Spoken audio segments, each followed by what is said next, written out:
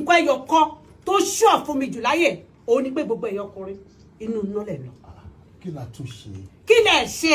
Gbogbo yín máa jóná kú ni, ẹ máa jóná láyé, ẹ máa jóná lọ́run. Bó ẹ bá ṣe ń dé gate báyìí, Ọlọ́run máa ti dìídì sẹ́ẹ̀tì oníbòdì lẹ̀ fún yín. Ó máa wà lé pé àwọn ọkùnrin ni kó máa ṣọ́jú o. Àwọn obìnrin bá ti wọlé, ṣáàjẹ́ kan wà lọ sọ́run rere. Ṣùgbọ́n bọ̀ tí ọkùnrin bá ti dé máa láti mi. Tọkùnrin kan bá ti dé, olúwa mi ọkùnrin ti dé, ok, ọkùnrin wọ́n ni ẹ. Kẹ́hìndé Adéyẹmí ni. Iná. Next, ta ló tún wà ń bẹ́ẹ̀? Bàbá sì ló porúkọ.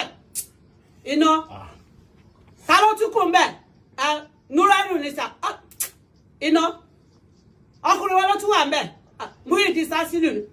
Ẹ bá ẹ wò ẹ gbé. Bá kẹ́ náà tiẹ̀ síbẹ̀. Kẹ́. Jẹ́ kí náà tiẹ̀ kójú dáadáa. Ta ló tún kù ń bẹ́ẹ̀? Olaiya ni sà.